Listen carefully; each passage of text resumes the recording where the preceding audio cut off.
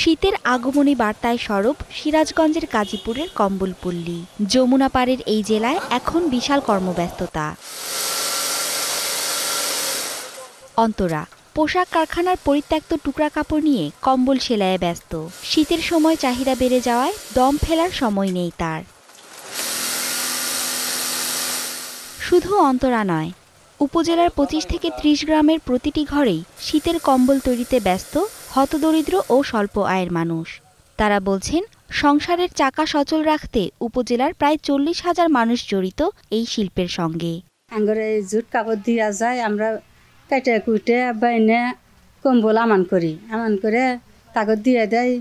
দিন ৩-৪ ধরে কম্বল ওঠে আর কি। মহাজন আঙুর দেয়, আমরা কাটে বাইনে দিন ৮ কানা ওঠে 10 কানা ওঠে, আমরা তাই দিয়ে আঙ্গুর সংসারে চলে। আঙ্গুর সলফলের কাপড় চুপুর নিজে করে কাপড় চুপুর সব আমরা নিজেরই করে চালাই। আমাদের এই গাজীপুরের কম্বল ব্যবসা সারা বাংলাদেশের জন্য বিখ্যাত। এখানে প্রায় সব ধরনের কম্বল তৈরি হয়, আর এখানে আমাদের নিজস্ব কম্বল তৈরি করার কারখানা আছে। কম দামে ভালো মানের কম্বল পাওয়ায় দেশের বিভিন্ন এলাকায় ভোক্তা ও পাইকাররাও অর্ডার করেন অনলাইনে। ব্যবসার উদ্দেশ্যে এখানে আইসি ঘুরতে, তো লোকজন মুখে জানতে পারলাম যে মেঘায় গাজীপুরে এখানে কম্বলের ফ্যাক্টরি তৈরি হচ্ছে জুটের গার্মেন্টসের জুটের থেকে। সেই জন্য আইসি ঘুরে ফিরে দেখতেছি। গাজীপুরের শিমুলদার এখানে যে পটিযুক্ত তালিযুক্ত কম্বলগুলো পাওয়া যায় এখানে পাইকারি হিসাবে, আমরা আশেপাশে আর কোথাও পাই না। আমাদের এই কম্বল শিল্পর গোড়াপত্তন হয় ১৯৯০ সালের পরপরই।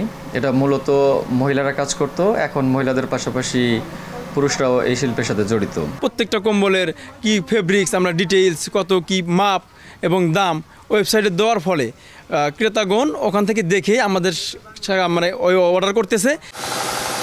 স্থানীয় অর্থনীতিতে ভূমিকা রাখা এই শিল্প প্রসারে স্বল্প সুদে ব্যাংক ঋণ সহ পৃষ্ঠপোষকতার দাবি ব্যবসায়ী নেতাদের।